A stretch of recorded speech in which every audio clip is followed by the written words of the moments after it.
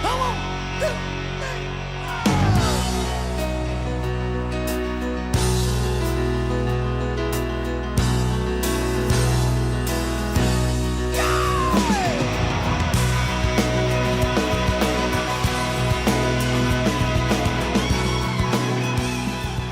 Well, good morning. Welcome back to the Broadcast Retirement Network.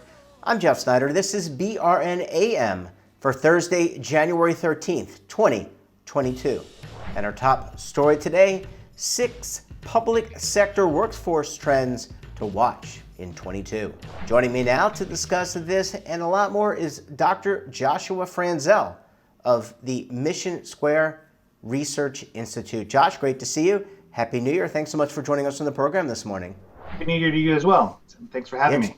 Yeah, it's great to see you, and I love talking research. And you and the team at the Mission Square Research Institute have come up with 6 public sector workforce trends. Before we get into those trends, what was the genesis behind doing this study? I have to imagine that the pandemic, the result of the pandemic, both from a health perspective, financial perspective, really helped shape a lot of this. Yeah, we've been doing this trend series for a little over a decade now. And what we like to do is reflect on the past year's worth of research and really put it in a digestible format so that we're able to provide sort of strategic considerations that state and local leaders should be thinking about for the year ahead as they look to make their governments employers of choice going forward. And I will say it's sort of a lot of the recommendations that we'll talk about are really they really coalesce around retention, recruitment, and sort of the underlying diversity, equity, and inclusion considerations going forward as well. Yeah, this is really good stuff, Josh. And I think, number one, showcasing public sector talent. And I can't think of anything more about this pandemic outside of the health issues and the financial issues, what it illustrated for educators, administrative folks, police, firefighters. They're really on the front lines here, and doing good, doing public service really for many is front and center. Absolutely, and I think that this trends piece comes out at a time against the backdrop of, you look at job openings, for example, between mid-2021 and the end of 2021, it was the highest level of job openings we've seen in the state and local sector since at least the year 2000. On the quit side, pretty much from the middle of 2020 all the way through the end of 2021, it was the highest level across that whole period of the highest level of quits since we've seen since at least 2020, the year 2000. And then when you reflect on some of our surveys that we've done of human resource directors, we've seen the highest levels of their answering that their retirement eligibles are actually retiring at an accelerated rate that we've seen since we've started doing that series. So there are a lot of considerations now in terms of where the sector is and how the sector is ultimately going to be able to be in a position to recruit and retain folks that they need to fill those important skills and roles and responsibilities. Yeah, we're going to talk about some of the competitive things that states, municipalities can do. But to your point, and your second trend here is around burnout.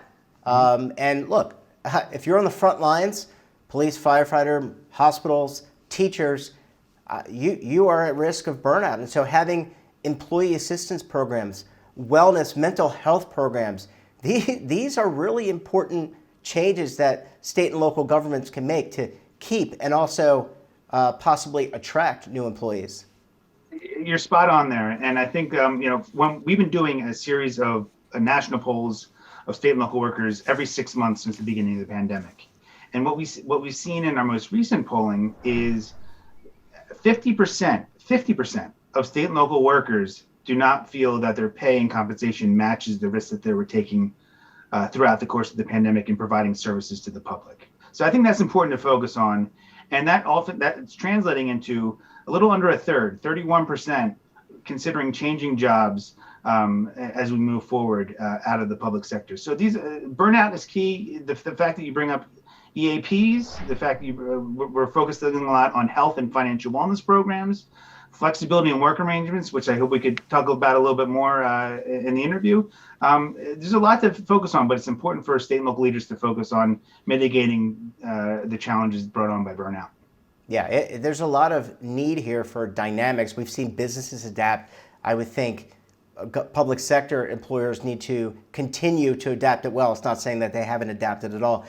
Next trend, this one's really interesting to me, sustainable retirement benefits. And for many of us who have been in the public sector retirement arena, we know there's a defined benefit plan and oftentimes a defined contribution plan. And they really work hand in hand here, Josh, to attract employees, but also provide needed retirement benefits. Absolutely. And there's a really good news story here. In 2021, well, let me first say, our partners at Boston College's Center for Retirement Research, NASRA, GFOA, and the Institute maintain the public plans database, publicplansdata.org for anyone interested in diving into the data. And it allows us to track a range of variables for the top 200 state and local pension systems. And in fact, we're adding new defined contribution plans going forward. The good news story is in 2021, we're seeing the aggregate funder ratios for public plans be about 75%. And this is up from 72% a year ago. Also, we're seeing about 95% of the required contributions that need to be made by public employers being made to support those benefits. So DB plans in the aggregate are well positioned going into the new year. Now, you mentioned defined contribution plans. We're seeing expanded roles, not only on the primary side, of course, the various states and localities offer defined contributions as primary plans, but on the supplemental side as well, in terms of rounding out increased importance in these DC plans to round out the retirement security of public employees going forward. Yeah, these plans, again, are the backbone. We're going to talk about non-traditional or looking beyond the traditional in our commercial break, but these really form the backbone of the benefits that many workers appreciate when they come to work in public service. Josh, I need to take a very quick break, and when we come back, we'll talk about non-traditional benefits. How are state and local governments adapting? Well, you're going to want to stay tuned right here on BRN AM.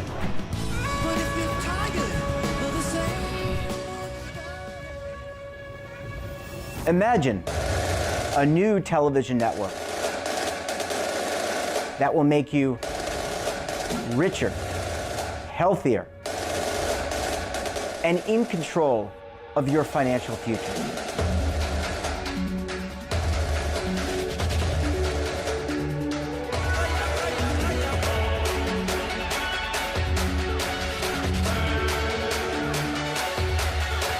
This network is for the policewoman in Nashville, Tennessee, the baker in Dubuque, Iowa, the teacher in Lexington, Kentucky. We want to make the idea of savings and retirement culturally relevant.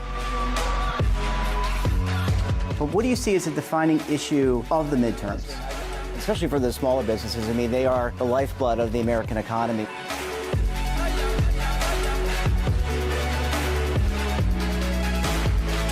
Featuring exclusive interviews, current affairs, and docuseries. 33 years old, you retired early. The philosophy is money only matters if it helps you live a life that you love. But you got to start thinking about retirement as soon as you get in. The Broadcast Retirement Network will drive very high engagement with premium partnerships. So this isn't retirement and savings for your parents or grandparents. This is for all Americans. And we're going to change the way you think about money.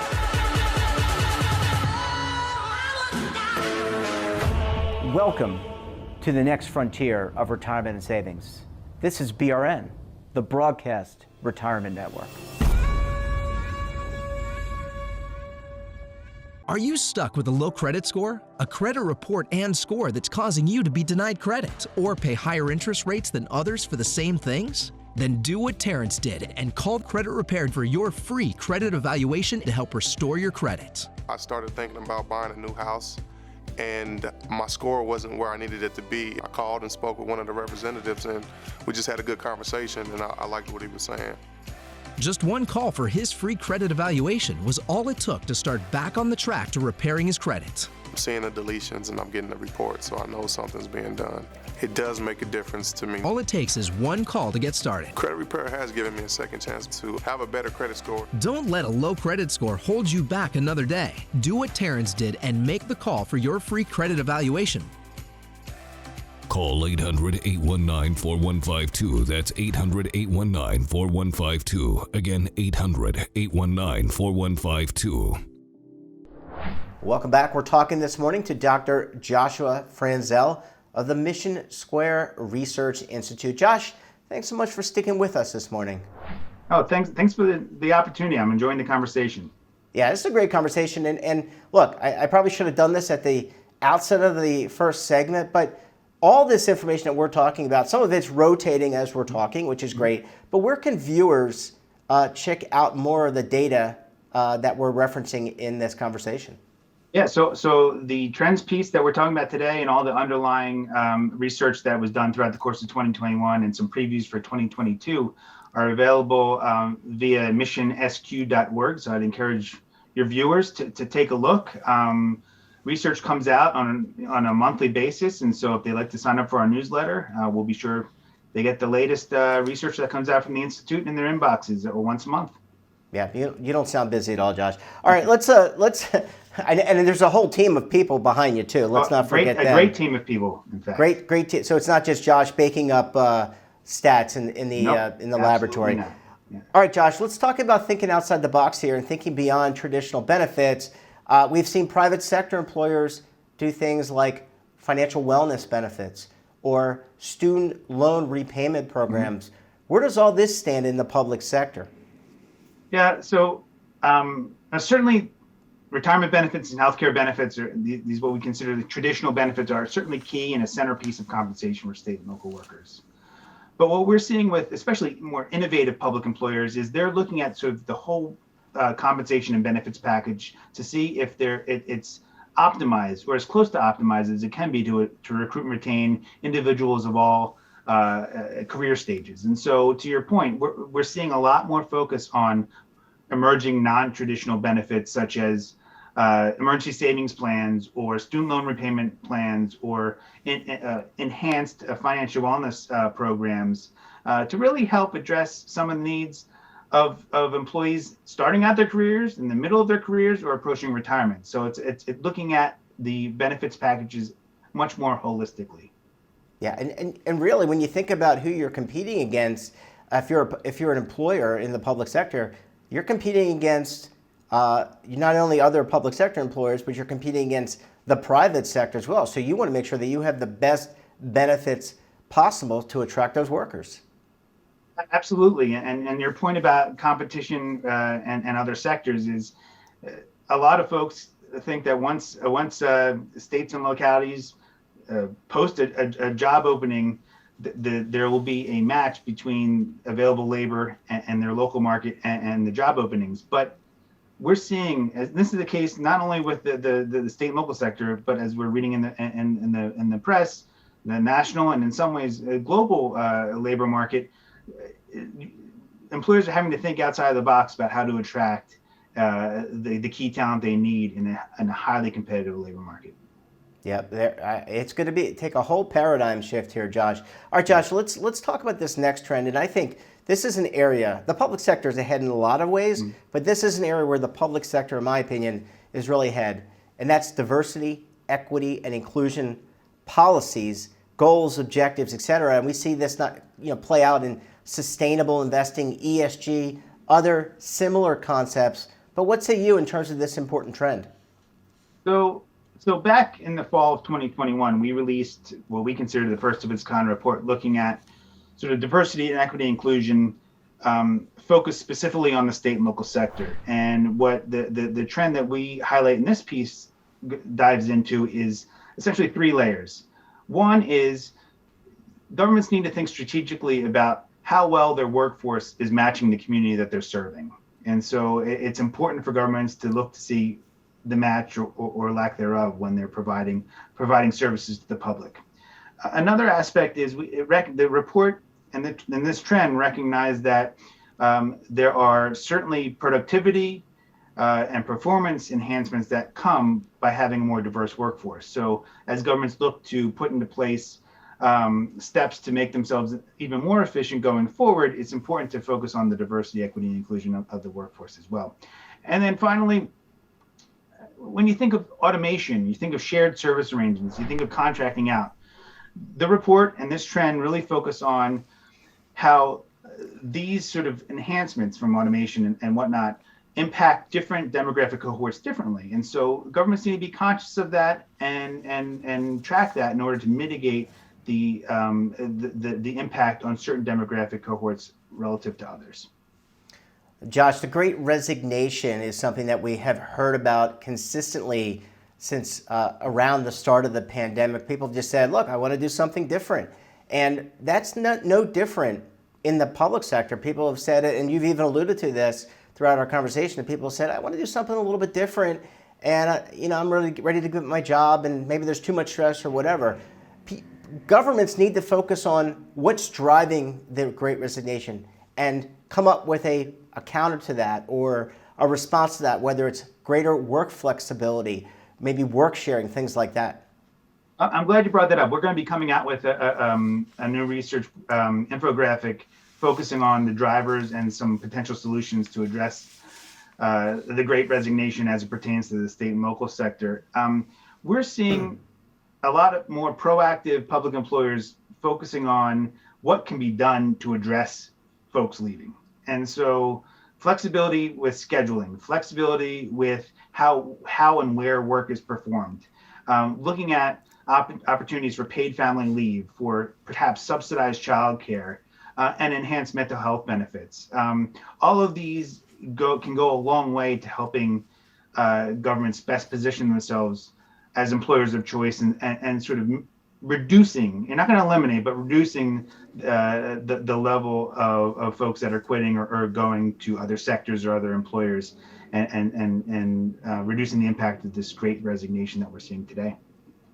Josh, are we kind of seeing a reimagining, if you will, of government? I mean, government has to adapt. We always see we see the private sector adapt. I think we've seen not-for-profit adapt, and I think we've seen government adapt. And it's adapting to this new paradigm shift, as you said, using technology, sharing of resources, all procurement, everything really has had to adapt during this period. It's really a re-envisioning of the public sector.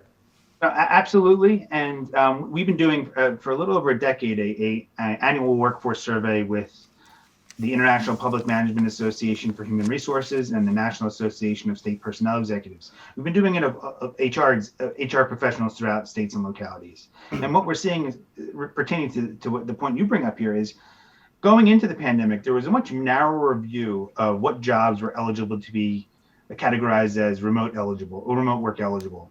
And as we've gone through the pandemic, we're just seeing an expansion, a pretty notable expansion of the types of positions and the categories of positions that are considered to be eligible for remote work. And that we don't expect to go away once we're out of this pandemic.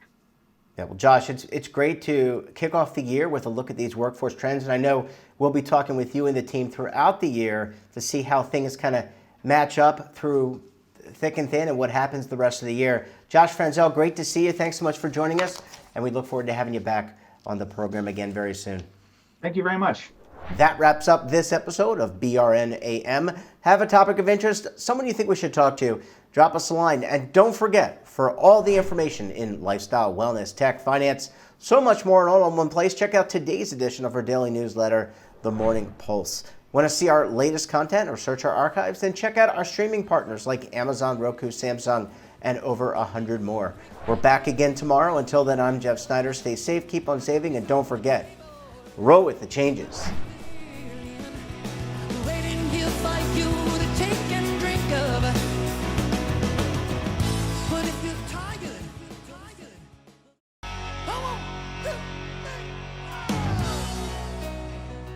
Now is your opportunity to co-create content around any topic on the first lifestyle and wellness network. Reach a global audience through our platform and co-own exclusive branded content. All of our programs are available on demand and also as audio-only podcasts so you can take us on the go. Broadcast Retirement Network, available anytime, anywhere, and on any device. Are you being audited and do you owe the IRS $10,000 or more in back taxes? Is the IRS threatening to take more of your money? Don't fight the IRS alone. The Tax Doctor is here to help you negotiate your tax bill and reduce your stress. The IRS can freeze your assets and seize your bank accounts, but you can stop these IRS actions. The Tax Doctor will work with you using our years of experience to represent your case to help you get the best resolution under the IRS guidelines. Help is here to deal with the IRS to reduce your stress. We've handled thousands of cases, so we know what we're doing. If you owe $10,000 or more in back taxes, do not call the IRS alone. Call a Tax Doctor now for a tax emergency analysis. Call 800-224-6439.